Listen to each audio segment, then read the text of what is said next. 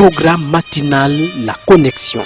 En ce temps de confusion et de panique générale, vous avez besoin de vous connecter au trône de Dieu et de maintenir la communion avec le Seigneur. Cette émission, c'est un temps de connexion divine. Je voudrais vous inviter à vous incliner dans la prière avec moi. Prions ensemble. Papa, merci pour ce temps merveilleux. Merci pour la révélation profonde de ta parole. Merci pour tes grâces multiples déversées dans nos vies. Merci pour ce temps de connexion avec toi. Je prie et je demande que ta main puissante bouge dans notre vie. Glorifie ton nom, ô Éternel, dans la vie de tous ceux-là qui écoutent et qui suivent cette émission maintenant. Que ta grâce abonde à chaque vie au nom de Jésus. Père, merci pour la réponse. Au nom de Jésus, nous avons prié. Amen. Gloire à Dieu. Soyez les bienvenus à cette émission et merci pour votre fidélité. Comme vous l'avez constaté, nous sommes dans une série d'études et aujourd'hui nous abordons l'étude numéro 5 dont le thème est le plan de rédemption de Dieu prophétisé. Alors nous avons vu la détérioration de la première alliance avec Adam, nous avons vu le séisme qui est venu dans le monde. Et nous avons vu le plan de rédemption qui a été révélé et nous avons vu comment Dieu a prophétisé, Dieu a rappelé, a révélé la venue d'un sauveur, un sauveur incomparable. Nous sommes tellement heureux de savoir que Dieu est un Dieu souverain et qui fait ses plans merveilleux. Aujourd'hui, nous parlons justement de ce plan, comme il a parlé de la naissance virginale de Jésus. Alors nous voyons aujourd'hui Hébreux chapitre 10, le verset 7. Il nous dit, verset 7 là-bas, alors j'ai dit, voici je viens dans le rouleau de livre. Il est question de moi pour faire, ô Dieu, ta volonté. Voyez, Jésus disait, je viens, parce qu'il a dit, qui enverrai-je? Et qui marchera pour moi? Personne. Au ciel, c'était silencieux, sur la terre, personne n'était qualifié pour répondre à cet appel de Dieu. Et alors Jésus dit, je viens, je viens. Oui, il a donné librement son approbation pour mourir à la croix pour les pécheurs. Alors, voilà maintenant, nous sommes au verset 10. Verset 10 nous dit ceci. Alors, Hébreux 10, verset 10. Il dit, c'est en vertu de cette volonté que nous sommes sanctifiés par l'offrande du corps de Jésus-Christ, une fois pour toutes. Vous voyez, c'est clair, il a payé le prix une fois pour toutes. Et quiconque s'approche de lui reçoit la rédemption et le pardon des péchés et le cœur est purifié. Voyez tout ce qui s'est passé à la croix. Alors voyez la mort sacrificielle de Christ. Tout cela avait été précédemment, oui, prophétisé, prédit, afin que personne ne puisse un jour dire « Ah, je ne savais pas ». Il n'y a pas de possibilité d'excuse en ce moment-là. Il l'a annoncé d'avance, comme il l'avait fait par rapport à la naissance virginale de Jésus. Voyons quelques traits seulement de ce qui a été prophétisé, prédit par Dieu lui-même, et vous verrez que c'est extraordinaire. Premièrement, nous voyons l'entrée triomphante de Jésus à Jérusalem. Jésus était à la fin de son ministère et devait entrer maintenant pour aller à la croix. Voilà ce qui est dit là-bas dans Zacharie chapitre 9, verset 9. Bien avant cela, Zacharie, il dit, sois transporté d'allégresse, fils de Sion, pousse des cris de joie, fille de Jérusalem, voici ton roi vient et à toi, il est juste et victorieux, il est humble et monté sur un âne, le petit d'une ânesse. Vous voyez, ça a été confirmé. Deuxièmement, alors nous allons parler du rejet de Jésus par son propre peuple prophétisé. Alors, dans Ésaïe chapitre 53, le verset 3, il est dit, méprisé et abandonné des hommes, homme de douleur et habitué à la souffrance, semblable à celui dont on détourne le visage.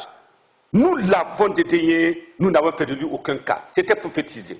Troisièmement, nous voyons le silence de Jésus devant ses accusateurs avait été prédit.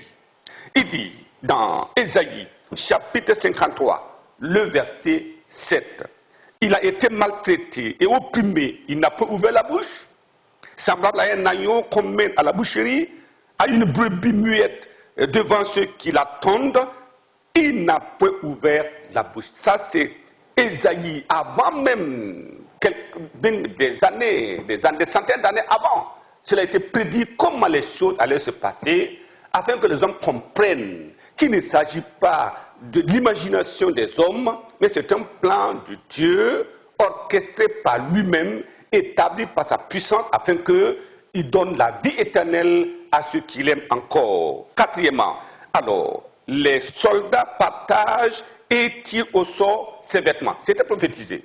Voyez, il dit dans Psaume 22, versets 17 à 18, il dit, eux, ils observent, ils me regardent, ils se partagent mes vêtements, ils tirent au sort ma tunique. C'était fait quand il était sur la croix, alors ils ont tiré au sort sa tunique, et c'était ceci.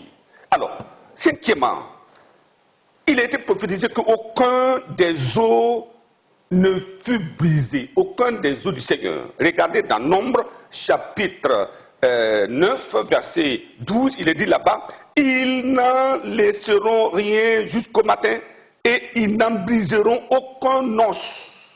Et ils la célébreront selon toutes les ordonnances de la Pâque. La Pâque qui matérialise la mort de Jésus à Golgotha. Alors il dit aucun os ne devait être brisé en ce moment-là. Sixièmement, alors les mains et les pieds percés avaient été prédites. Psaume chapitre 22, verset 14 à 16, il dit car des chiens m'environnent, une bande de scélérats rôde autour de moi.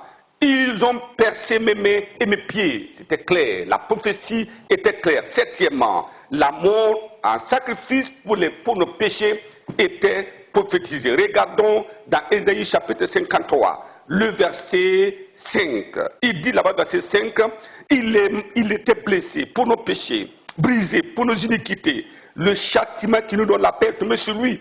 Et c'est pas ses métessures que nous sommes guéris. Nous étions tous errants comme des brebis, chacun suivait sa propre voie, et l'Éternel a fait retomber sur lui l'iniquité de nous tous. Huitièmement, alors, c'est formidable. Quand vous écoutez la parole de Dieu, vous voyez comment Dieu est vraiment souverain. Huitièmement, alors Jésus, enterré dans le tombeau des riches, avait été révélé, prophétisé. Il dit ici, dans Ésaïe, chapitre 53, verset 9, il dit, on a mis son sépulcre parmi les méchants, son tombeau avec les riches, quoiqu'il n'eût point commis de violence et qu'il n'y eût point de fraude dans sa bouche. Neuvièmement, la résurrection de Jésus avait été prophétisée. Il dit là-bas, Psaume chapitre 16, le verset 10, car tu ne livreras pas mon âme au séjour des morts, tu ne permettras pas que ton bien-aimé voie la corruption. Jésus était sorti triomphalement du tombeau. Dixièmement, alors Jésus assis à la droite de Dieu prophétisé. Il dit là-bas dans Psaume chapitre 110, verset 1, parole de l'Éternel à mon Seigneur, assieds-toi à ma droite jusqu'à ce que je fasse de tes ennemis ton marchepied à ta droite. Ça c'est clair. C'était déjà prophétisé. Alors, et il s'est réalisé effectivement. Onzièmement, nous allons nous arrêter là-bas parce qu'il y en a tellement. Mais onzièmement, Dieu lui-même atteste l'authenticité ou attesta l'authenticité de son plan de rédemption. Premièrement, au baptême de Jésus au Jourdain. Là-bas, qu'est-ce que Dieu a dit? Matthieu chapitre 3, verset 17. Et voici, une voix fit entendre des cieux ces paroles. Celui-ci est mon fils bien-aimé en qui j'ai mis toute mon affection. Ce n'est pas tout.